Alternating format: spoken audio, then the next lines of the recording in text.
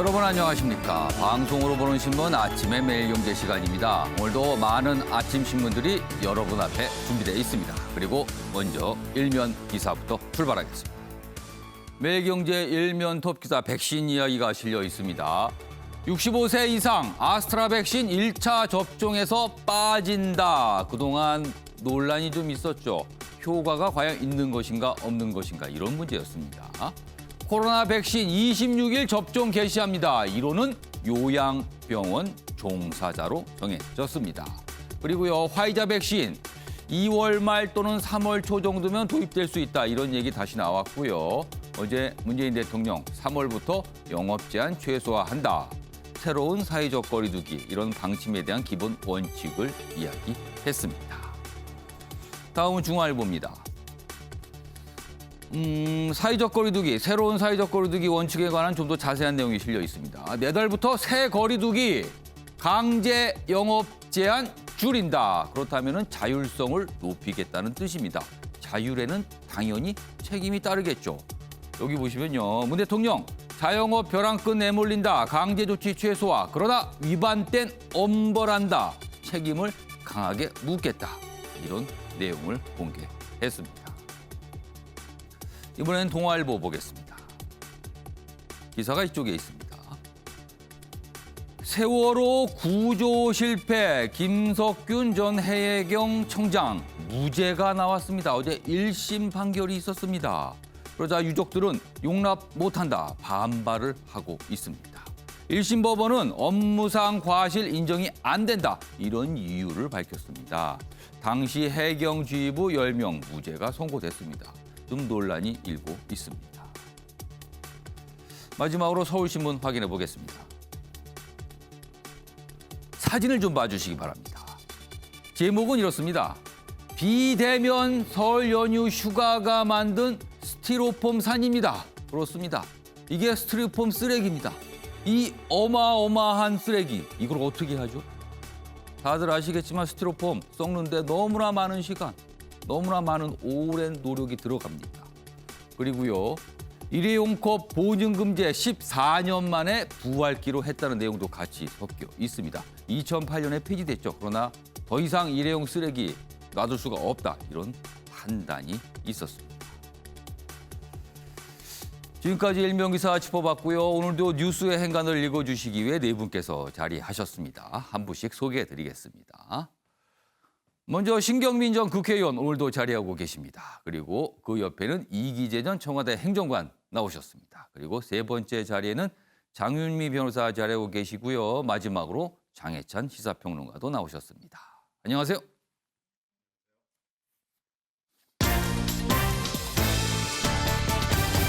오늘 다룰 주요 이슈들을 네 가지 키워드로 정리했습니다. 아침을 여는 키워드 화면에 준비되어 있습니다.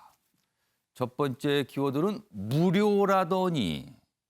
그렇습니다. 지금까지 코로나 백신 정부에서 그냥 무료로 전 국민에게 접종한다 이렇게 알려줬는데요. 따지고 보니까 그게 아니랍니다.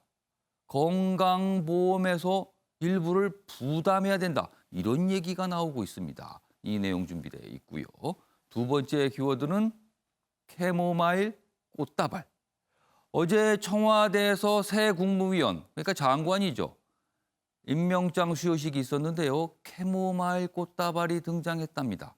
그런데 꽃말이 있다고 합니다. 그래도 그 내용이 또 언론을 통해서 주목을 받기도 했습니다. 자, 세 번째 키워드는 토론 울렁증입니다. 토론 울렁증 하시면 정치권에서 떠오르는 인물이 혹시 시청자 여러분께서 있을지 모르겠는데요. 최근에 경선, 특히 야권 단일 후보 경선 관련해서 토론 얘기가 꽤 쟁점으로 나와 있어요. 그래서 다시 한번 토론 울렁증 정치권에서 회자되고 있습니다. 마지막 키워드는 경제 야당입니다. 야당이긴 야당인데 경제 분야 야당. 정부 부처 중에서 기재부, 특히 홍남기 부총리를 향해서 경제 야당 역할을 하고 있는 거 아니냐. 뭐 이런 목소리도 들리고 있습니다. 이런 내용까지 준비되어 있습니다. 자, 그럼 첫 번째 이슈는 코로나 백신 이야기입니다. 어제 정부가 방침을 좀 내놨습니다. 그 내용 좀 짚어보겠습니다. 65 이상 아스트라제네카 백신 접종인데요. 그동안 이 문제를 놓고 효과가 100% 검증이 안 됐는데 되는가 안 되는가 논란이 있었잖아요. 결국에는요. 이번에는 일단 제외하기로 했습니다. 그러면은 앞으로 어떻게 되는 것인가? 이게 문제죠. 이 기사 제목에 나와 있습니다. 미국 추가 임상 결과 본 뒤 4달 재논의한다. 이런 내용입니다. 좀 더 내용 보겠습니다. 미국 임상 최종 결과 4월 이후에 나올 예정입니다. 4달까지 효능 입증될지는 미지수다. 자, 이렇게 돼서 일단 뭐 제외되는 경우가 발생했잖아요. 그렇다면 1분기 접종이 당초 130만 명에서 76만 명으로 줄어들게 됩니다. 2분기 이후 접종 부담이 더 늘어나게 되는 거죠. 근데 과연 2분기 때 다 할 수 있는 건가? 뭐 이런 질문이 나오는 대목입니다. 전문가들은요. 대안될 만한 백신이 없는데 고위험군 접종 미뤄 후폭풍이 우려된다. 뭐 또 전문가 일가 같은 또 이런 지적도 있습니다. 자, 그럼요. 이와 관련해서요. 정부 당국의 설명 먼저 확인해 보겠습니다. 65세 이상 입소자 또 입원 환자 그리고 종사자에 대해서 접종을 미루게 된 점에 대해서는 그 방역 당국 입장에서도 굉장히 안타깝게 생각을 합니다. 그 65세 이상에 대해서는 현재로서는 이제 2분기 접종 대상이 될 걸로 보이고 있고요. 요양병원, 요양시설 입원 입소자 및 종사자에 대해서는 만 65세 미만 27만 2천여 명을 대상으로 2월 26일부터 아스트라제네카 백신 1차 예방접종을 시작할 계획입니다. 관련 기사 한 개 더 이어가 보겠습니다. 고령층 빼고 백신 접종 개시입니다. 26일부터죠. 11월 집단 면역 목표가 이 정도 좀 잡혔었는데 차질 우려가 있다는 겁니다. 여기 좀 더 보겠습니다. 화이자 백신 얘기가 나오는데요. 이게 늦어도 3월 초는 일단 들어온다고 합니다. 그리고 전담병원 의료진 5만여 명 투여. 왜냐하면 이 화이자 백신은 다루기가 굉장히 까다롭거든요. 그러니까 장소도 좀 한정될 수도 있고 그래서 전담병원 의료진 대상 뭐 이렇게 돼 있습니다. 후순위로 밀린 65살 이상 접종 효과 확인이 안 되면 더 늦어질 수도 있다. 지금 이런 얘기 나와서 집단 면역 이게 빨리 예상대로 될 수 있을까? 뭐 이런 지적이 좀 있습니다. 자, 신경미 전 의원님. 네. 자, 그렇다면 드는 생각이 특히 이제 화이자 백신이 사실 전 세계에서 많이 원하고 수요가 많잖아요. 이런 화이자 백신 등 다른 대안이 되는 백신 좀 더 좀 빨리 확보를 했더라면 이런 또 아쉬움이 묻어납니다, 지금요. 네, 그 당시 백신 개발 뉴스가 나왔을 때 예. 이미 그 전에 이게 강대국 중심으로 공급이 상당 부분 확보가 돼 있었기 때문에 우리 정부가 조금 더 발빠르게 예. 움직였더라면 정보를 가지고 관료들이 더 적극적으로 움직였더라면 하는 아쉬움이 진하게 묻어나는 대목이 바로 여기고요. 그런데 이제 화이자 백신은 이 굉장히 낮은 영하의 그렇죠. 기온이 필요하기 때문에 예. 이 콜드 체인이라고 부르잖아요.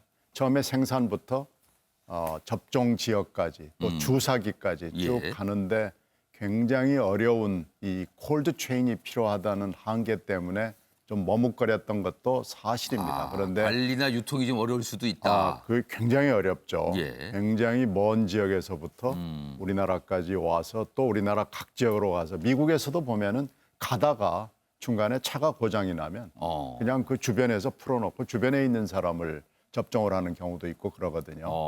그만큼 이 관리가 유통이 어렵다는 한계가 있긴 합니다만은 예. 하여튼 아쉬움은 남습니다.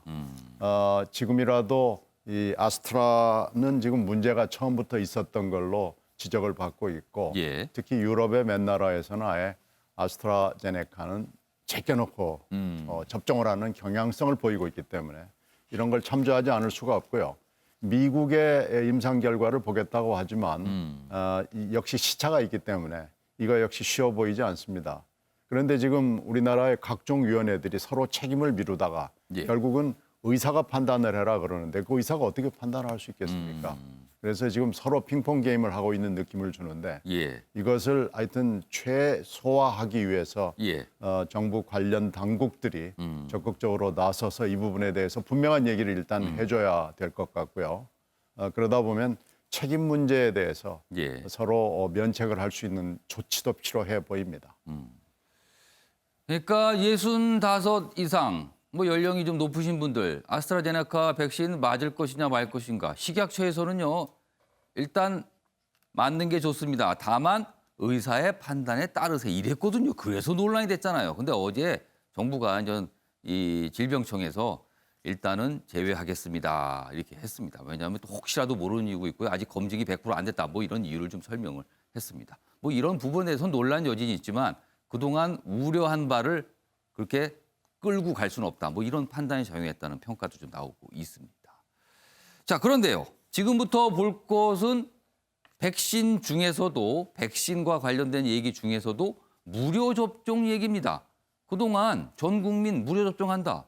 이렇게 다 알고 계시지 않았습니까? 그런데요. 꼭 그게 아닌 것 같습니다. 다음 보겠습니다. 전 국민 무료라더니 접종 비용의 70%는 건강보험 재정으로 충당한다. 이게 어떻게 된 거죠? 그러면은 건강보험 재정으로 충당이 되면 이게 무료인 겁니까? 무료가 아닌 겁니까? 이게 어떻게 되는 겁니까? 건강보험 재정 3천억 원 투입 이런 얘기가 좀 나오고 있어요. 이런 안을 마련하고 있다고. 건보심의위에 일방 통보를 해서 논란이 되고 있다. 그러니까 보건복지부가 이렇게 통보했다는 거죠. 사실은 이런 재정이라든가 뭐 이런 거는 여기서 결정을 하는 건데 통보를 받았다는 거예요. 물론 또 보건복지부가 이런 통보할 권한이 있다. 또 이런 설명도 나오고 있습니다.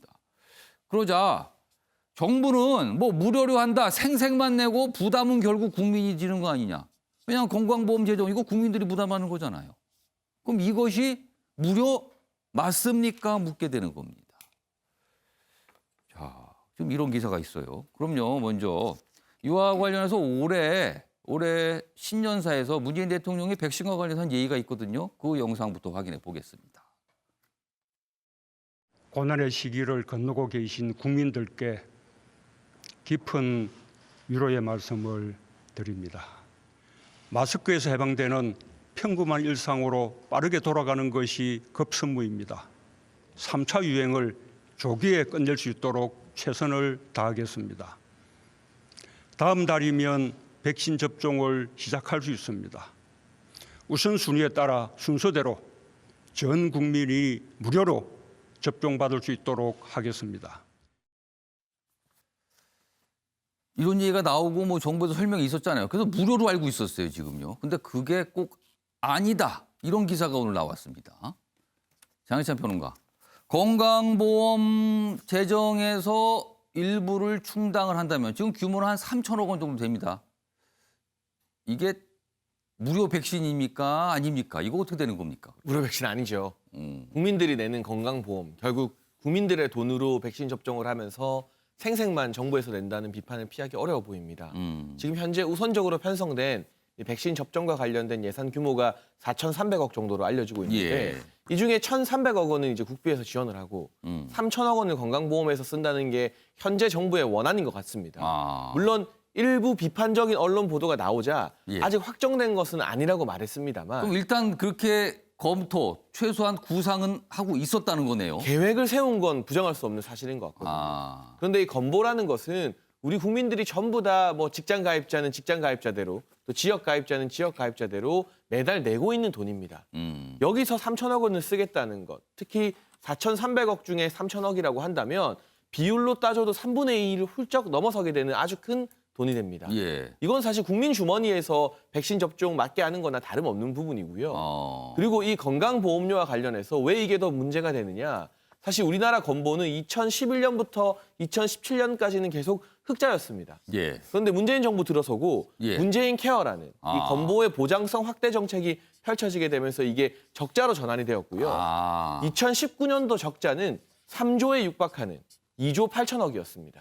그리고 지난해 같은 경우는 적자 폭이 많이 줄어들어서 예. 3천억 정도 적자가 나왔는데 그건 코로나 때문에 사람들이 병원을 안 가다 보니까 적자가 줄어든 것이지 사실 2019년 예를 보면 한 해에 3조 가까운 적자를 갑자기 기록했거든요. 그러니까 건보 재정 자체가 지금 넉넉하지 않다라는 거네요. 네, 이제 적립금 같은 경우 17조 원 정도가 남아 있는데 이게 언제 고갈될지 모르는 상황. 이런 상황에서요. 예. 또다시 건보 예산을 가져와서 3천억 원 정도를 쓴다는 건 대통령이 국민들에게 약속한 무료 접종의 취지와도 맞지 않는 것이고 예. 급할 때마다 이 건보 재정 결국 국민들이 낸 쌈짓돈인데 이 돈을 끌어다 쓰는 것이 건보의 재정 이 자립도를 상당히 취약하게 만든다는 점 여러 문제가 있기 때문에 예. 당초 약속했던 것처럼 국부에서 쓰거나 또 보건복지부에 국민건강증진기금 등이 있습니다. 이런 곳에서 쓰는 게 정부의 마땅한 자세라고 생각됩니다. 자, 장유희 변호사. 네. 그러니까 이 내용을 접하신 분들의 반응 중에 하나는요. 자, 코로나와 관해서 지금까지 전 국민 대상으로 재난지원금도 주고 그랬는데 3천억 원이 정부가 없습니까? 이렇게 물으시는 분도 있었어요. 그렇습니다. 사실 이제 공짜로 무료로 접종을 해주겠다고 했는데 건보료에서 그 자금을 쓰겠다고 하면 이게 예. 과연 나중에는 국민의 부담으로 전가가 될 수밖에 없기 때문에 그 정도 기금도 없는 것이냐라는 의문이 제기될 수 있는데 요지는 그런 것 같습니다. 이 백신을 맞는 부분에 있어서 예. 전 국민이 이게 전부 맞아야 이제 전 국민 면역이 형성이 되는 부분이 있고 그렇다면 예. 일정 정도라도 어떤 금액을 책정하게 되면 그 부분이 상당히 흔들릴 수밖에 없는 부분이 있습니다. 그래서 백신을 맞게 하는 문턱을 없애는 그 전체 취지는 밀고 나갈 수밖에 없고 그렇다면 그 제도를 어떻게 관철시킬 것인지 기본적으로 행정행위는 재량행위입니다. 그렇다면 이 자금을 지금 굉장히 좀 임박한 상황에서 어떻게 집행할 것인지가 정부의 고민일 것 같고 그렇다면 이제 건보료에서 쓸 수밖에 없는 그런 상황으로 판단을 내린 것이 아닌가. 그리고 이게 뭐 심의 의결 사안인지 고고 사안인지 그래서 의결을 거쳐야 하는지 말아야 하는지도 지금 논란의 한 축인데 그렇다면 이걸 의결을 거치고 시간을 지연해가지고 백신 자체를 무료로 접종하는 것을 더 뒤로 미루는 것이 맞는다는 것인지 그렇지가 않은 부분이 분명히 있기 때문에 그렇다면은 장윤미 변호사의 설명은 이 백신 접종이 어떻게 보면 의료 행위잖아요. 그 그렇습니다. 의료 행위에 대해서 어떻게 돈이 나가게 되는데 그걸 지급하는 어떤 절차 문제를 좀 빨리 속도를 내기 위해서 건강보험 재정을 통해서 나가는 방법을 선택한 게 아닌가 이렇게 보시는 건가요? 네, 그런 측면이 분명히 좀 있어 보입니다. 이것을 또 다른 국가 다른 예산에서 집행을 한다든지 하면은 더 이제 또 항목에 논의, 문제가 있을 수 있다. 예, 그래서 지금 상황에서 가장 적법 절차를 지키면서 예산을 집행할 수 있는 방안을 채택한 측면이 있지 않나라는 생각이 듭니다. 그렇다면은 지금 장윤미 변호사 설명대로 만약에 그런 어떤 절차 문제, 항목을 설정하기가 모호하기 때문에 건강보험 재정에서 그 항목에서 돈을 쓰는 게 가장 편리한 방법이라면은 쓰고요. 정부가 채워놓으면 됩니다. 그렇죠. 그러니까 잠시 쓰고 그 빈 곳을 정부가 채워놓으면 될 것 같은데요.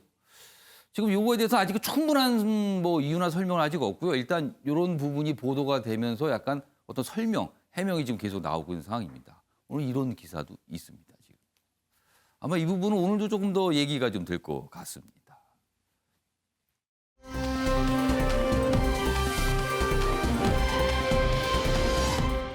자, 다음은 정치 관련 분야로 좀 넘어가 보겠습니다. 어제 청와대에서 신임 국무위원, 장관, 그 장관이죠. 장관 임명장 수여식이 있었습니다. 뭐 3명이 대상이었어요. 그 기사 좀 보겠습니다. 양해도 주의도 없이 문 대통령 황희 장관에게 캐모마일을 건넸다. 이게 뭡니까? 캐모마일은 많은 분들이 뭐 차로 마시는 거 이렇게 좀 생각하시는데 여기 뭐가 설명이 돼 있네요. 캐모마일의 꽃말이요. 역경에 굴하지 않는 힘. 뭐 이런 뜻이 있답니다. 그렇다면은 캐모마일 꽃다발을 건넸다는 거는 이런 의미가 있는 거 아니냐. 이렇게 좀 이 기사는 해석을 좀 하고 있습니다. 그러니까 황희 장관이 받았다는 꽃다발인 거죠. 그 지금 이 꽃다발을 건네는 모습이 사진에 있어요. 황희 문화체육관광부 장관 전 이 부인께 꽃다발을 드리죠. 꽃다발은 되게 부인께 이제 전달을 하거든요. 근데 이 꽃다발의 의미가 역경에 굴하지 않는 힘. 뭐 이런 꽃말을 가진 꽃이랍니다. 기사 내용 좀 보겠습니다.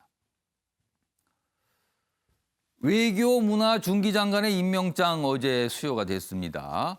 그러면서요, 특히 이제 황희 장관과 관련해서 문화체육관광 분야 정상화하고 미래 신성장 동력 뭐 되도록 노력을 뭐 요거는 이제 중기장관에게 해당된 거죠. 자, 여기 보시면요. 좀 더 자세히 설명이 되어 있습니다. 현 정부에서 야당 동의 없이 임명된 29번째 고위직 인사다. 이제 황희 장관과 관련된 내용이죠. 그러나 문 대통령은 황 장관 임명에 반대하는 민심에 양해를 구하거나 황 장관에게 주의를 주지 않은 채 업무 얘기만 했다. 사실 인사청문 과정에서 도덕성 논란, 여러 가지 좀 논란들이 좀 있었거든요. 그리고 과연 전문성이 있는 것인가, 이거 역시 논란이 됐었는데 뭐 이런 거에 대한 어떤 설명, 뭐 이런 거 좀 없었다는 거죠. 과거 야당이 동의하지 않는 장관 임명 때는요, 문재인 대통령이 좀 설명을 내놨어요. 뭐 이런 점이 있었고 이런 점이 있었고 앞으로 이런 걸 당부드리고 뭐 이런데 이런 게 없었다는 거죠. 뭐 이런 내용의 기사입니다. 자, 그럼요. 관련 영상, 어제 영상을 포함해서 관련 영상 확인해 보겠습니다.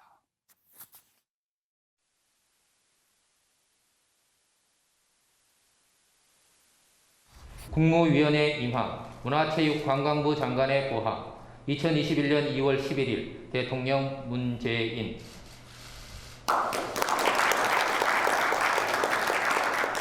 이어서 배우자분께 꽃다발을 수여하시겠습니다. 역경을 이겨내는 힘을 의미하는 캐모마일과 행복의 CHP로 구성한 꽃다발입니다.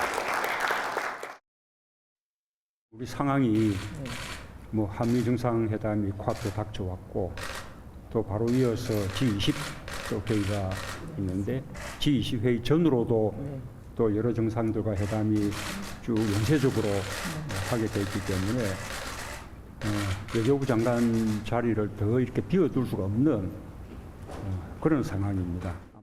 국회에서 인사청문 결과 보고서가 좀 채택된 가운데 이렇게 임명장을 들 수 있었으면 더 좋았을 텐데 아주 그러지 못해서 좀 유감스럽기도 하고 또 안타깝기도 합니다.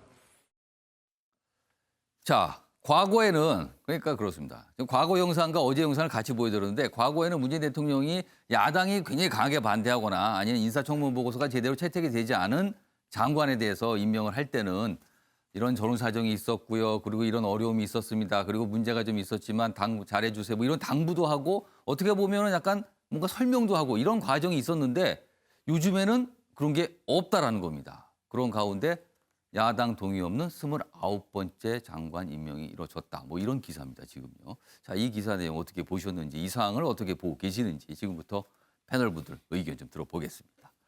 먼저 이기재 전 행정관 어떻게 보셨습니까? 저는 이제 대통령이 이제 사과하기도 민망하다. 이런 것 같습니다. 그러니까 벌써 이제 뭐 한두 번도 아니고 예. 29번째로 이제 야당의 동의 없이 이제 장관을 임명하게 됐고요. 과거 정부하고 비교해도 가장 너무나 많죠. 뭐 예. 비교가 되죠. 과거에 이제 뭐 그렇게 그 비난했던 이명박 정부, 박근혜 정부 때도 10여 번밖에 안 됐었습니다. 29번. 곧 이제 아무래도 3자를 그리게 될 것 같은데 예.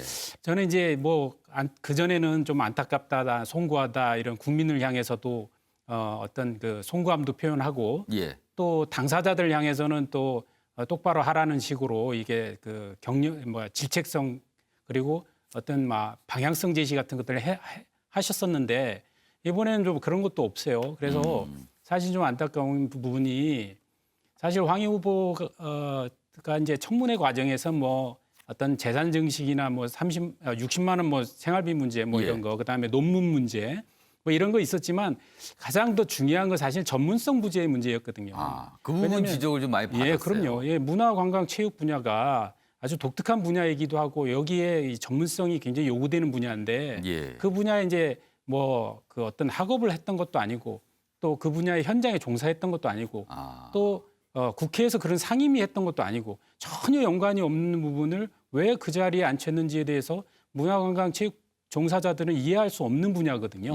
이런 분야에 대해서 지적이 있기 때문에 사실 이번에 임명장을 건네면서는 전문성 분야에 대해서 이제 문제 제기가 있으니까 더 똑바로 하라라든가 예. 뭐 더 잘하라고 하든가 이런 식으로 우회적으로나마 국민을 향해서 좀 송구함을 표현했어야 되는 거 아니냐 이런 생각을 해봅니다. 그런데 지금 이제 더 이상 이제 대통령께서도 예. 이제 뭐 한두 번 사과도 사과지 더 이상 얘기할 게 없는 거 아닌가 이제는 그냥 내 마음대로 가겠다 이런 뜻 아닌가 이렇게 생각해 봅니다. 그래서 사과도 민망하네 이렇게 쓰셨어요.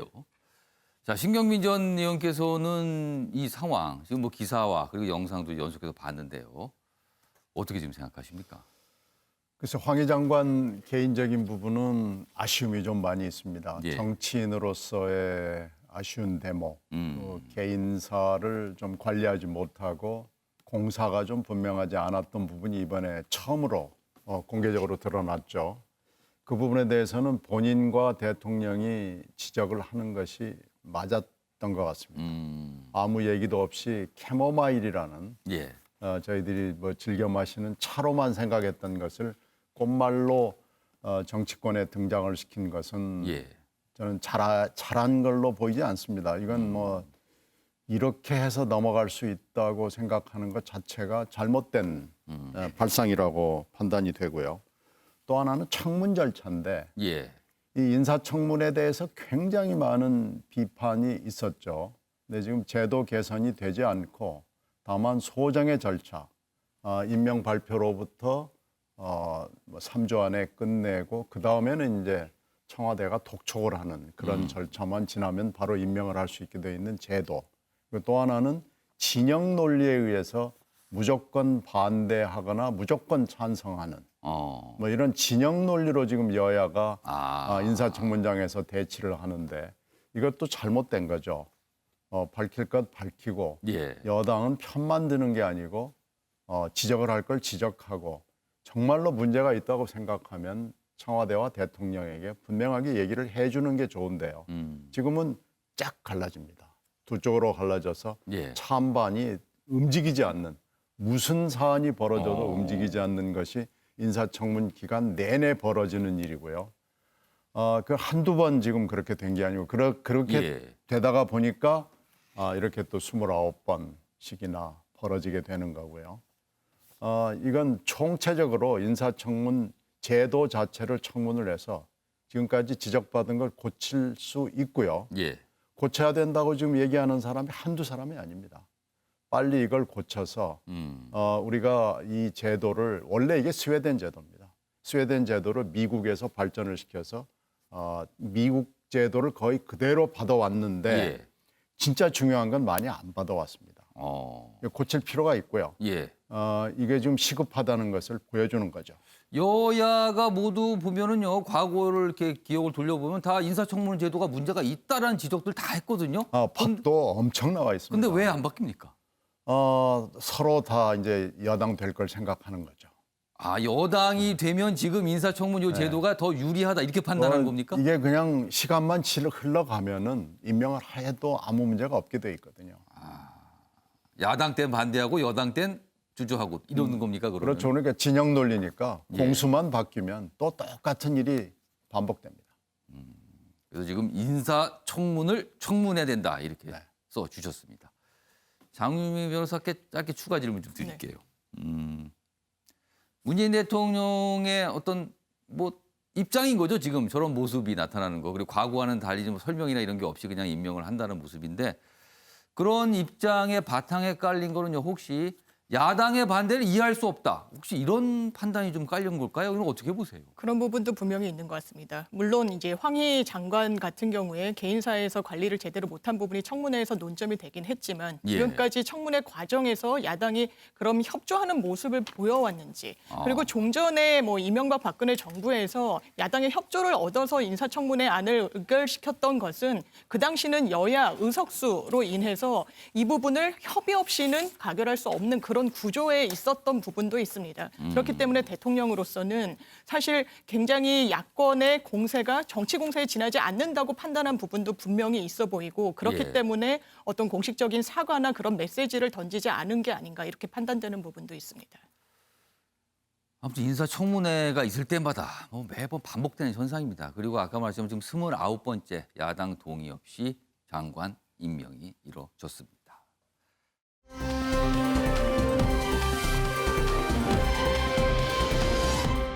자, 다음은 재보선과 관련된 이야기로 넘어가 보겠습니다. 역시 뭐 한 명의 인물이 등장합니다. 안철수, 금태섭 진통 끝에 18일 첫 TV 토론을 하기로 합의했습니다. 원래는 어제 했어야 됐죠. 근데 뭐가 합의가 안 됐어요. 뭐 내막은 뭐 100% 다 알려지진 않았습니다만 뭔가 좀 우여곡절을 겪었습니다. 자, 이런 상황이 일자 김종인 국민의힘 비대위원장이 한마디 했어요. 뭐 팀플레이인데 왜 이럽니까? 뭐 이런 반응을 보였죠. 여기 보시면 지금 그동안 어떤 지점에서 합의가 안 되는지 좀 더 설명을 하고 있습니다. 밑줄입니다. 그동안 안 대표 측은 사회자 질문과 주도권 토론 형식을 강조해온 반면 금태섭 전 의원 측은 형식 제한 없는 자유 토론을 주장해왔다. 이 방식에 약간 뭔가 차이가 있었군요. 그리고요, 또 알려지기로는 이 후보 단일화 토론은 그러니까 이 한 번만 할 수 있다? 뭐 아니다. 이 부분 가지고도 약간 의견이 달랐어요. 그리고 선관위가 결국은 어제 좀 설명을 했는데 과거에 후보 토론 경선은 한 번 했는데 그거를 설명한 거는 그때 당시 그랬다라고 알려진 거지 지금 꼭 적용되는 건 아니다. 또 이런 설명이 있었어요. 그러니까 결국은 한 번 이상 할 수 있다가 된 거죠. 또 그 부분은 좀 해소가 됐습니다만 그것도 며칠간 굉장히 좀 옥신각신했습니다. 그 부분을 놓고도요. 과연 한 번만 할 수 있는 건지 아닌지 뭐 이런 부분이었습니다. 관련 기사 하나 더 있습니다. 김종인, 안철수 겨냥 혼자 살겠다고 고집하면 공멸한다. 야권 후보 단일화 관련된 내용입니다. 지적을 했죠. 그래서 뭐 이런 발언들이 어제 좀 나왔습니다. 그러면서 팀 플레이인데 혼자 살면 하면 안 됩니다. 뭐 이렇게 지적을 한 겁니다. 자, 그럼요. 이 토론, 특히 경선 토론, 뭐 선거와 관련된 토론과 관련해서 정치권 인물들이 각각 한 예의가 있습니다. 그 부분을 저희가 영상으로 준비했는데요. 확인해 보겠습니다. 내가 보기에 뭐 지금 두 사람의 토론 자체가 지금 성립이 오늘 안 되는 모양인데 내가 보기에 그 원인을 따져보면은 정치인이 소위 국민이 물어보는 사안에 대해서 자유자재로 답변할 수 있는 그런 역량을 가져야만이 뭐 정치인으로서의 자세가 아닌가 이렇게 생각을 하는데 그런 것이 서로가 합의가 안 돼가지고서 지금 이 토론회가 무산이 되지 않나 이렇게 봐요.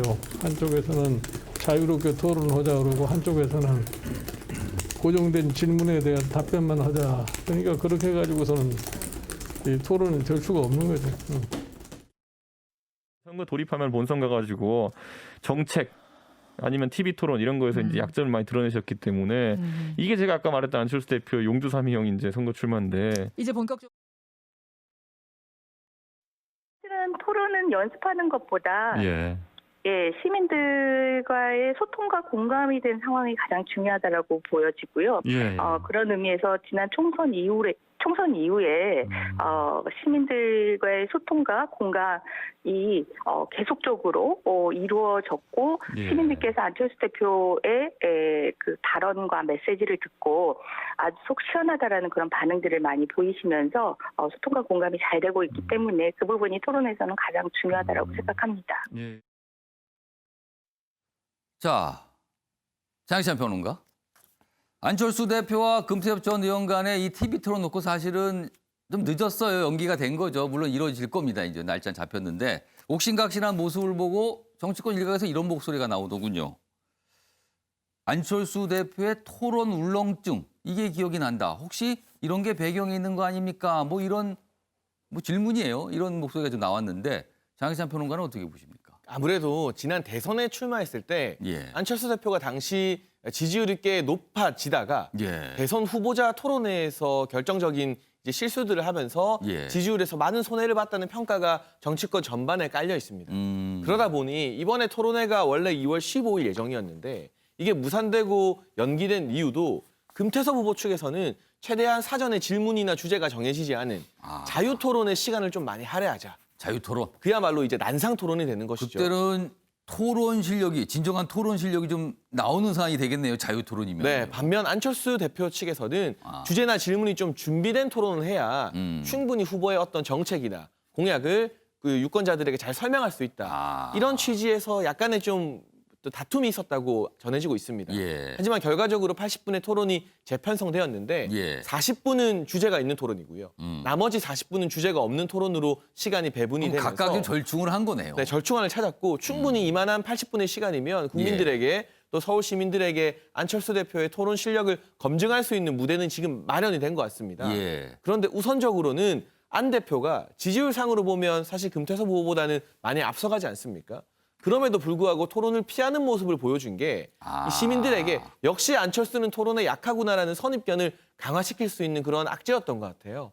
이 상황을 반전시키기 위해서 오는 18일로 예정된 토론에서 안철수 대표가 과거와는 다른 모습을 반드시 보여줘야 되는 것이고요. 예. 제가 개인적으로 이 노무현 재단의 유시민 이사장과 토론을 한번 해본 경험이 있는데 예. 뭐 진보 진영의 대표적인 달변가 아니겠습니까?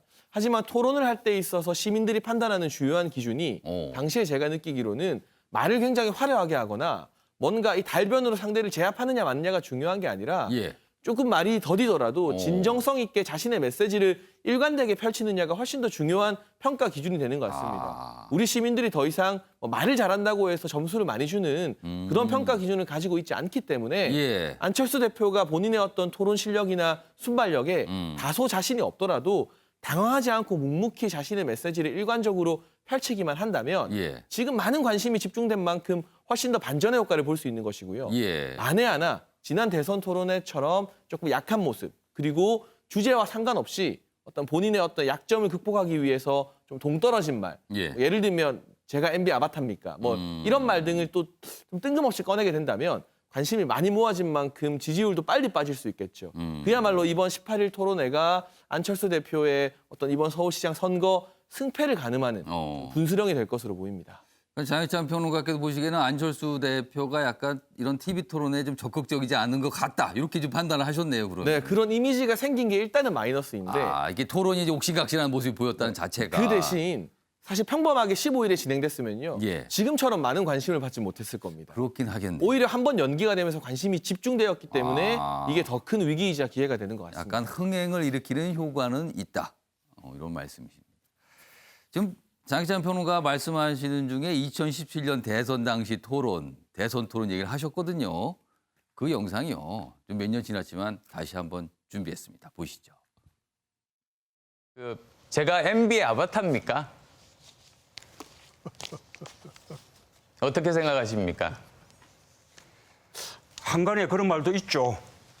지금 문 후보님 생각을 묻습니다. 제가 MB의 아바타입니까? 그게 제 생각입니다. 그렇습니까? 예, 그러면 저는 지금 방금 말한 안철수 후보가 말하는 그런 이야기를 제 입으로 올린 적이 한 번도 없습니다. 지금 자꾸 떠도는 이야기를 가지고 질문을 하니까 제가 달리 답할 방법이 없습니다. 안철수 후보님, 아니면 아니라고 본인이 해명하십시오. 저 문재인 걸거들 하지 마시고 국민들 바라보고 정치하시죠. 지금 그러면 MB 아바타가 아니라고 확인해 주시는 거죠? 저는 그렇게 생각하지 않습니다. 예.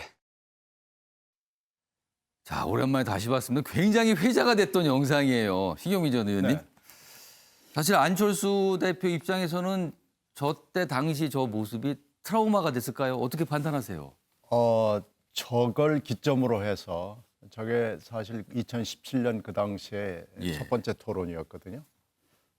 저는 그 당시에 문재인 후보의 이 TV 토론 준비팀에서 책임자로 일을 하고 있었는데 저 질문은 전혀 예상을 하지 못했습니다. 저런 질문이 나올지는. 저런 질문이 나올 거라는 생각을 꿈에도 하지 않았기 때문에 문 후보도 처음에는 약간 좀 머뭇거렸어요. 무슨 말인지를 못 알아듣고. 당시 문재인 후보도 예상치 못한 어떤 얘기가 나오니까. 저걸 준비할 때 저걸 이제 주도권 토론이라고 우리가 부르는데 주도권 토론에서 무슨 예상 질문지를 가지고 이제 준비를 저희들이 하잖아요. 설마 저걸 나오리라고는 우리 팀에서 아무도 예상을 못했기 때문에 아무도 사실은 못 알아들을 정도로 굉장히 당혹스러운 대목이었고요. 저 화면 뒤에 있었던 자기 정책 설명을 하는 코너가 있는데 거기에서도 사실은 굉장히 안 후보가 실점을 했습니다. 거의 그 당시에 혼자 서서 프레젠테이션 하는 거였는데 왜 저렇게 할까? 거의 초등, 중등 수준의 프레젠테이션을 했기 때문에 저희들이 깜짝 놀랐고 저 직후에 지지율이 빠지기 시작했거든요. 당시에 좀 경쟁자 측에 있었기 때문에 그걸 냉철하게 좀 분석을 하셨겠네요. 저걸 스튜디오에서 모니터와 함께 보면서 이거 끝났구나. 우리한테는 득점이고 안 후보에게는 엄청난 실점이었구나라는 것을 느꼈습니다. 근데 지금 이제 18일 토론이 임박했잖아요. 예. 근데 지금 저런 걸 우리가 이제 보컬 트레이너라고 그러는데 과외 선생이죠. 예. 과외 선생을 열심히 받고 있다는 소문이 있어요. 18일에 그래서 저도 좀 주목이 됩니다. 2017년 저게 이제 3, 4월에 있었던 예. 토론인데 지금으로부터 만 4년 동안 어떤 변화가 있을지 그 보컬 트레이너로부터 혹독한 훈련을 받아서 업그레이드가 됐는지 예. 저도 좀 보고 싶고요. 지금 주도권 토론 말고 자유 토론이라는 코너가 생겼거든요. 예. 주도권 토론과 자유 토론은 조금 다릅니다. 그래서 이 두 코너를 통해서 아마 안금 사이에 진면목을 상당히 많이 볼 수 있지 않을까라고 개인적으로 기대하고 있습니다. 그러니까 18일로 예정된 토론회는요. 안철수 대표, 금태섭 전 의원 간의 주고받는 토론도 관심사지만 과거의 안철수와 지금의 안철수가 어떤 변화가 있는가 이 부분도 많은 분들이 지켜보실 것 같습니다. 지금. 그래서 18일로 예정이 돼 있습니다. 안철수 대표와 관련된 기사가 요새 좀 꽤 많이 있는데요. 다음 화면을 좀 준비했습니다. 갑자기 눈썹 문신 얘기가 화면에 나왔습니다. 지금 전후입니다. 전후. 여기 보시면 눈썹을 좀 자세히 봐주시면요. 후에 확실히 좀 짙어졌습니다. 그래서 뭐 이런 모습이 또 기사로도 소개가 되고 뭐 정치권에서 회자가 됩니다. 정치인들이 눈썹 문신을 하는 경우가 종종 있거든요. 근데 안철수 대표 역시 뭐 이런 걸 했다. 이렇게 좀 알려지고 확인이 됩니다. 사진으로요. 자, 이 얘기 좀 해보겠습니다. 장유희 변호사 설명 듣기 전에 관련된 영상이 하나 준비되어 있거든요. 그거부터 확인해 보겠습니다. 안철수 대표께서 뭐 눈썹 진하게 예. 예. 하시면서 이미지 변신 꽤 하셨는데 왜 하시는지. 네. 시민들께 안철수와 관련해서 예. 어떠한 생각을 가지고 있는지, 그리고 어떤 느낌을 가지고 있는지, 그리고 네네. 또 어떤 모습으로 시민들께 다가가야 되는지 늘 중요하다라고 보기 때문에 그러한 네네. 부분들에 대해서 하신 것 같습니다. 예. 자, 장유희 변호사. 네. 이 두 개의 사진, 전후 사진입니다. 이제 비교가 되는데요. 보시기에 어떤 눈썹이 확실히 좀 달라 보여요. 어떤 강한 이미지, 강렬한 이미지가 느껴지십니까? 네, 그렇습니다. 확실히 미용 측면에선 성공을 한 것 같은데요. 실제로 뭐 포털 사이트에 안철수라는 정치인의 이름을 검색하면 연관 검색어로 이 문신한 거의 직후부터 눈썹 문신이란 연관 검색어가 따로 안철수 붙었습니다. 이름을 검색하면 눈썹 문신 이렇게 뜹니까? 예, 그런 만큼 이제 많은 유권자들이 좀 관심을 갖는 사안이었던 거는 부인할 수가 없어 보이는데 예. 정치인이 이미지로만 승부하는 것이 아니라 사실상 말과 행동으로 판단을 받는 거고 거기에 플러스 알파로 이미지까지 좋으면 더 그 정점을 찍는 것일 텐데 안철수 전 대표 같은 경우에 말과 행동으로 유권자의 마음을 움직이고 있는지 단순히 이제 눈썹 문신 뭐 긍정적으로 평가할 수 있겠지만 인상이 훨씬 이제 더 카리스마 있어 보인다, 또 뭐 지도자에 가까운 인상으로 뭐 다가갔다 이렇게 평가할 수는 있겠지만 지금 보이고 있는 정치적인 행보가 거기에 이제 걸맞는지는 조금 의문이 표해지는 부분이 있습니다. 자, 이기재 전 행정관.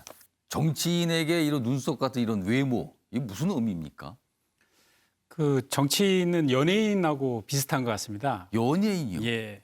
그리고 이제 대중의 인기를 받고 살아간다는 측면에서는 비슷하고요. 예. 그런 측면에서 보면 연예인들도 뭐 여러 가지 외형을 이제 가꾸긴 하는데 예. 결국 이제 연예인들도 가만 보면은 정말 끝까지 오래가는 분들은 예. 개성이 강한 분들이거든요. 개성? 외모보다도 그러니까 외모도 갖추고 개성도 강하면 금상첨화인데 예. 결국 이제 그 정치인도 마찬가지입니다. 결국 이제 아무리 그 처음에 외모가 좋다 하더라도 국민들의 마음을 사로잡고 가슴 속에 남는 지도자가 되기 위해서는 본인만의 개성을 실제로 국민들에게 보여줘야 하거든요. 그 개성은 지금 내용 측면의 개성을 말씀하시는 건가요? 그렇죠. 그리고 이미지라고 보일 수 있는데 예. 예를 들어서 안철수 대표의 이미지는 사실은 어떤 강한 카리스마적 이미지는 아니거든요. 예. 그거를 뭐 보완하는 차원에서 뭐 문신을 할 수 있겠지만 예. 그거보다는 국민들이 원하는 안철수에 대한 이미지 그건 뭐냐면 도덕성 있고 참신하고 깨끗한 그런 이미지거든요. 예. 그렇기 때문에 저는 그런 자신만의 이미지로 승부하면 된다. 아까 말과 관련해서도 이야기 나왔지만 예. 거기에 대해서도 말 잘하는 사람을 뽑을 거냐, 일 잘하는 사람을 뽑을 거냐. 원래 말이 좀 어눌한 정치인들이 또 표현한 것이기도 하거든요. 뭐 우리가 다 알다시피 링컨 대통령도 처음에 정치 입문할 때는 말을 더듬는 사람입니다.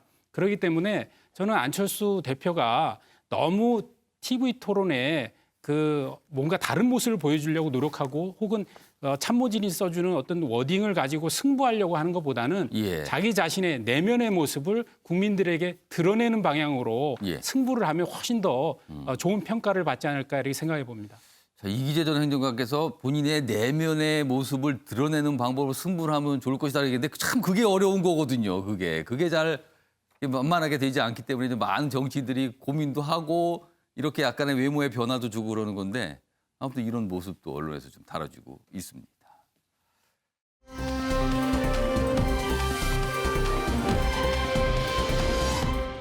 자, 다음 주제로 좀 가보겠습니다. 경제 분야와 좀 관련이 있습니다. 기사가 두 가지가 먼저 준비되어 있는데요. 첫 번째입니다. 여당의 9패디 1승을 거둔 홍남기 이렇게 돼 있습니다. 그러니까 지금까지 여당에서 강력히 주장한 경제 정책들이 있었어요.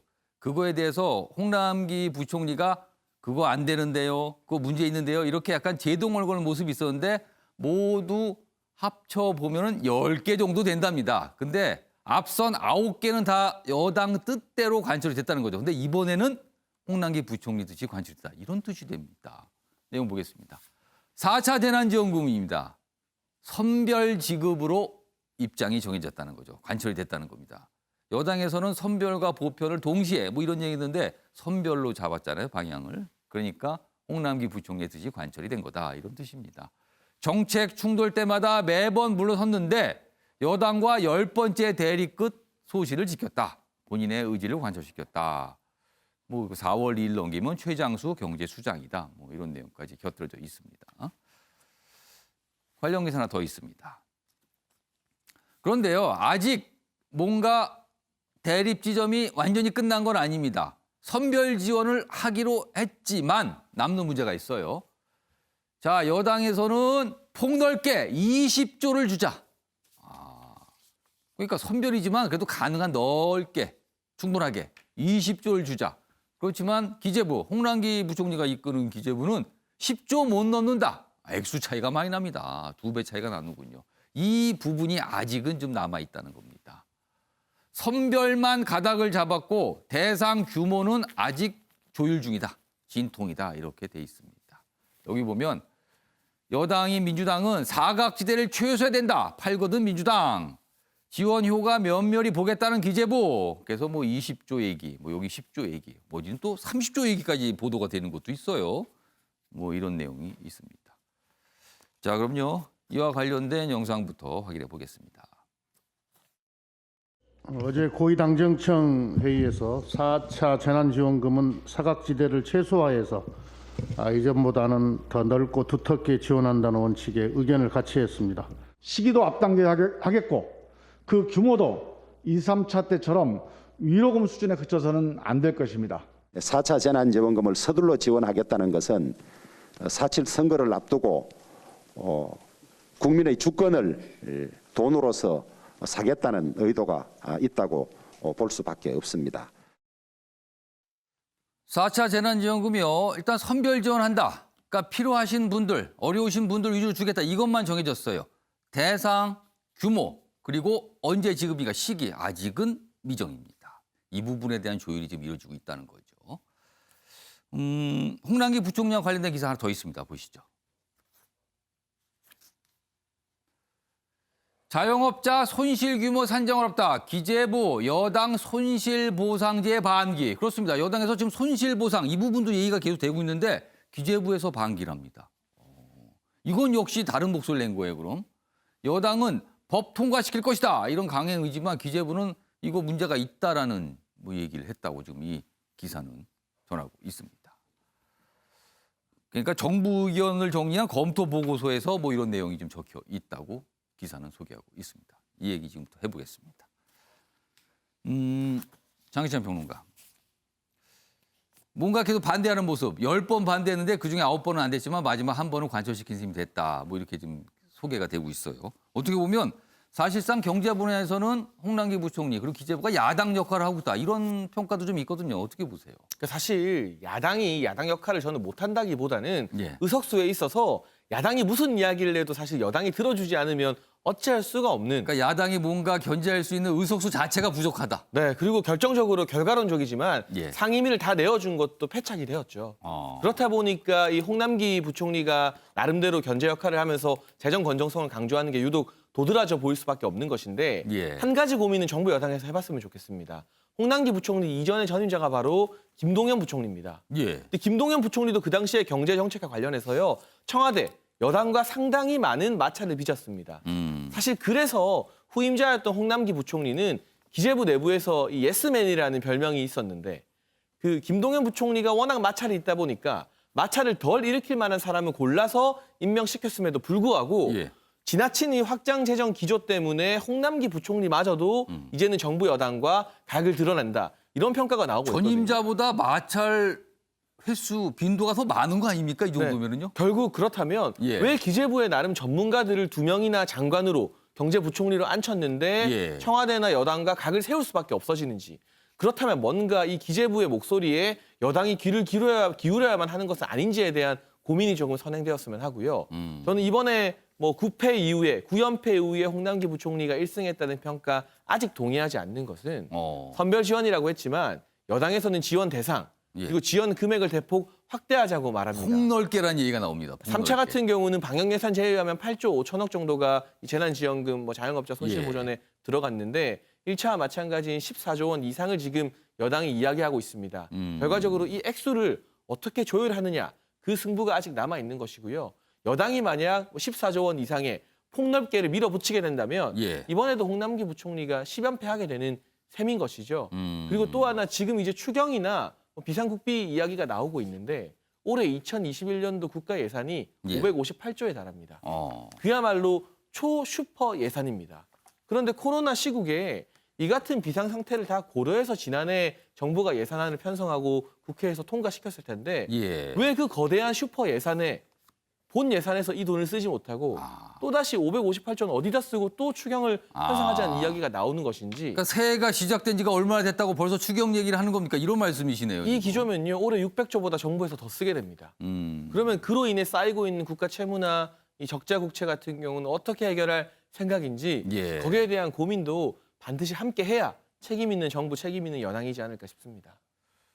자, 신경빈 전 의원께서는 홍남기 부총리의 이런 역할 어떻게 보세요? 곡간지기, 통상의 곡간지기 이런 표현이 좀 등장합니다. 네. 어떻게 보십니까? 지금 홍 부총리하고 그 싸움은 갈등은 금방 지적대로 아직 끝난 건 아니고요. 예.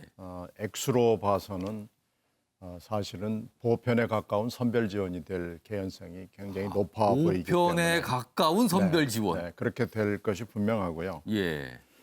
지금 홍 부총리는 지금까지 각을 세웠다가 바로 내렸기 때문에 이 예. 부분에 있어서도 또 다른 타협안이 나올 개연성이 저는 높다고 봅니다.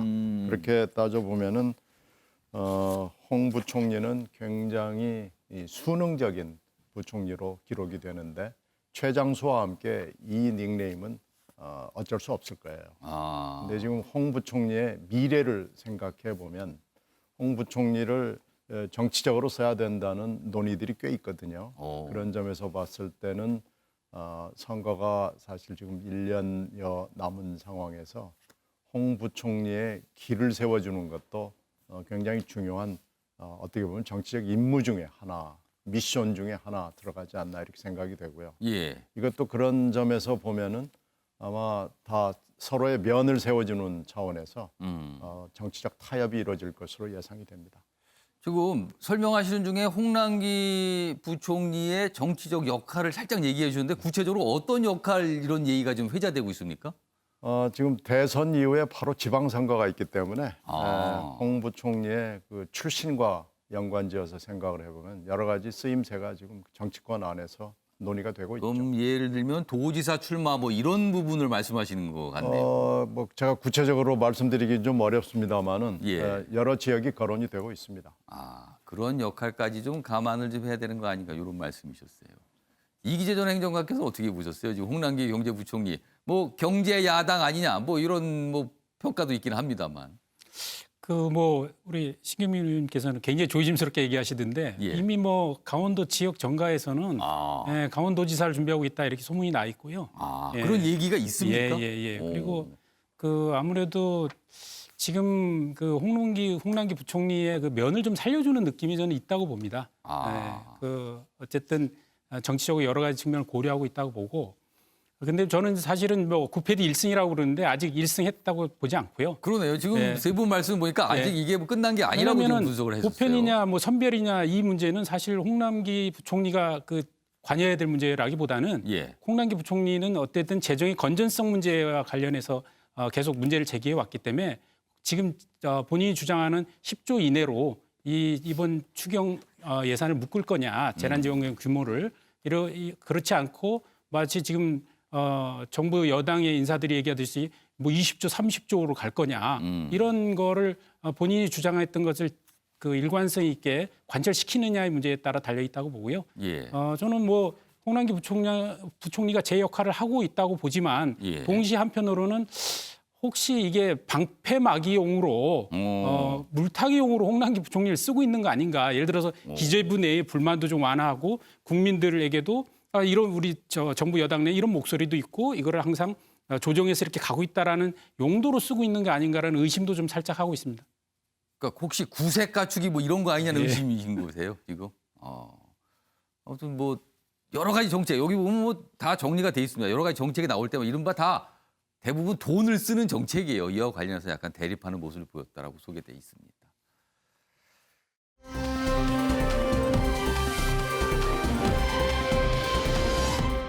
다음 기사로 좀 넘어가 보겠습니다.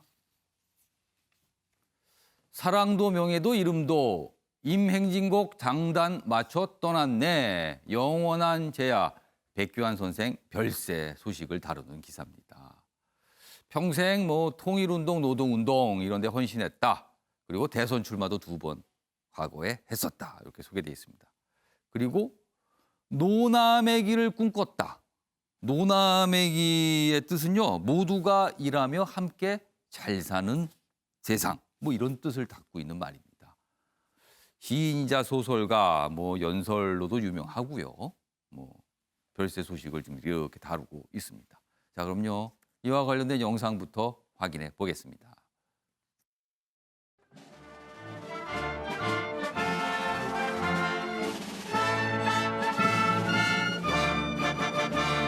사랑도 명예도 이름도 남김없이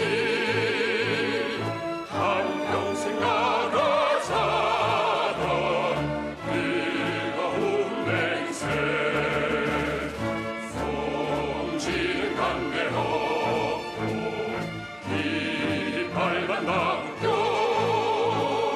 새날이 올 때까지 흔들리지 말자 세월은 흘러가도 우리 용기의 뜻을 살리기 위해서 이 썩었는 것은 독점 자본주의를 뒤집어 엎어야 합니다.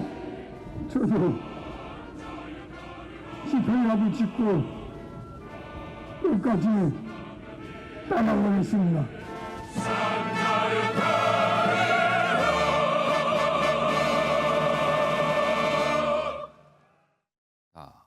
뭐 통일운동, 노동운동 어떻게 보면 굉장히 상징적인 인물이죠. 그리고 우리나라 정치 지형에 따라 또 평가가 엇갈리는 인물이기도 합니다. 뭐 여러 가지 시각도 있고요. 자, 이기재 전 행정관께서는 어떻게 기억하고 계십니까?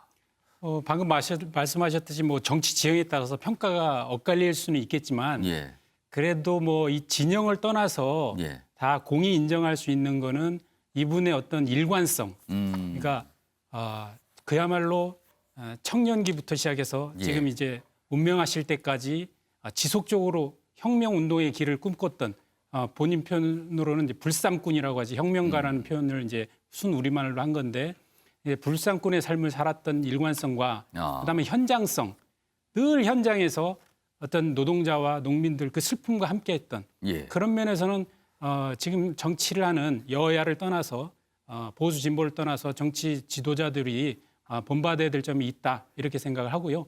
저는 뭐 개인적으로는 92년 대선 때 제가 그 백계환 선생님 이제 수행을 하고 다녔던 기억이 있습니다. 대선 후보 시절에 가까이서 좀 같이 볼 수 가까이서 있었던 기회가 있었군요. 모셨었고 그래서 그 인연으로 제가 결혼식 때 이제 주례를 이제 봐주셨었는데 굉장히 각별한 인연이네요. 그래서 그 시절에 그 뭐 통일문제연구소나 또 구파발에 있는 자택에 많이 오가고 거기서 또 숙식도 하고 그랬던 기억이 있습니다. 근데 참 그 겉으로는 굉장히 사자후를 토해내시면서 혁명가이셨지만 또 실제 일상에서는 너무나 따뜻하고 다정다감하게 우리 청년들을 꿈을 키워주셨던 분입니다. 늘 가시면 이제 개량항 보고 집에서도 늘 입고 계시고 또 문배주를 좋아하시던 그런 선생님으로 기억하고 있습니다. 앞서서 각 당이 내놨던 논평 좀 화면으로 다시 좀 보도록 하겠습니다. 자, 더불어민주당은 정신 이어받아 더욱 노력할 것이다. 국민의힘 지금의 평등한 세상 고인 덕분이다. 정의당 숭고한 뜻 끈질기게 이어질 것이다. 뭐 이런 논평을 내놨습니다.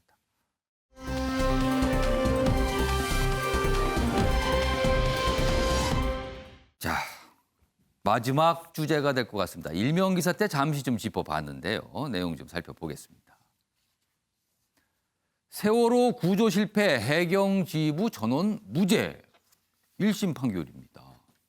김석균 전 청장 등이고요. 법원은 선장이 교신 끊고 퇴소한 해경에선 예측 어려웠을 것이다. 뭐 사정이 있었다 이런 설명입니다.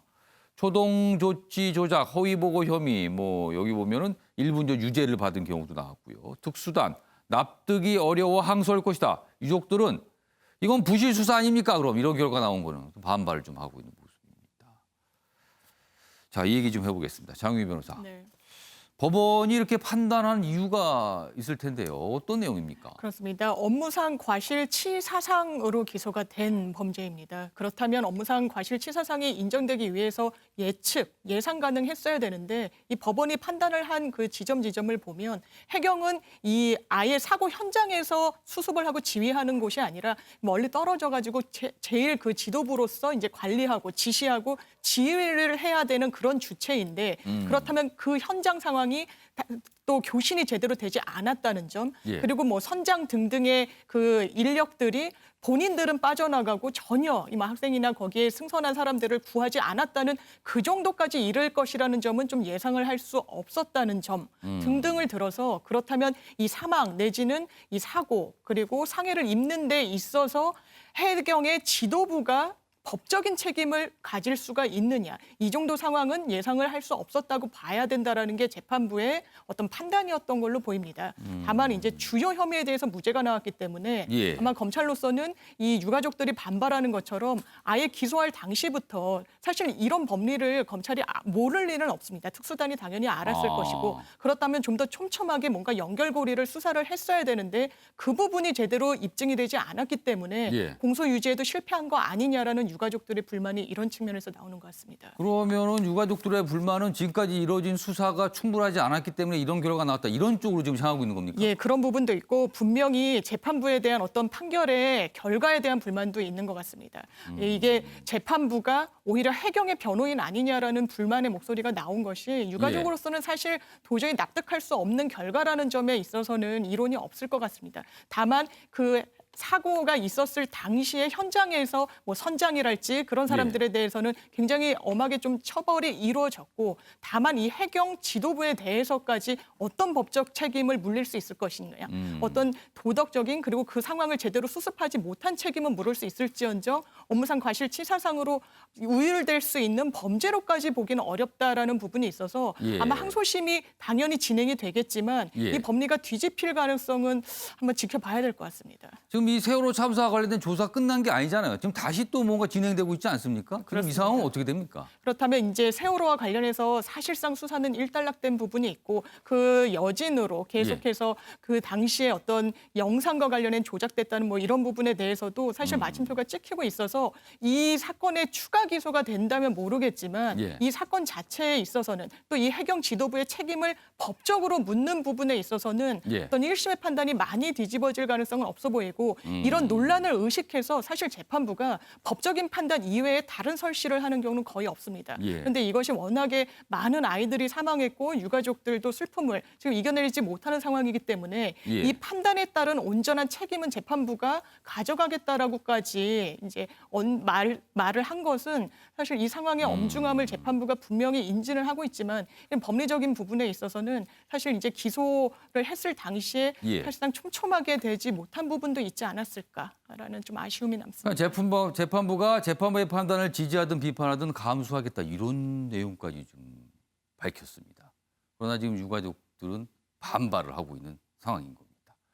이 부분도 꽤 많은 예의가 좀 되고 있을 것 같습니다. 많은 분들이 얘기하실 사안으로 보입니다. 자, 마무리하겠습니다. 다시 한파가 찾아와 전국이 꽁꽁 얼어붙었습니다. 이번 추위는 금요일까지 이어진다고 하니 당분간 두툼한 옷차림을 하시는 게 좋을 듯합니다. 아침에 MBL 경제 오늘은 여기서 마무리하겠습니다. 시청해주신 여러분 고맙습니다.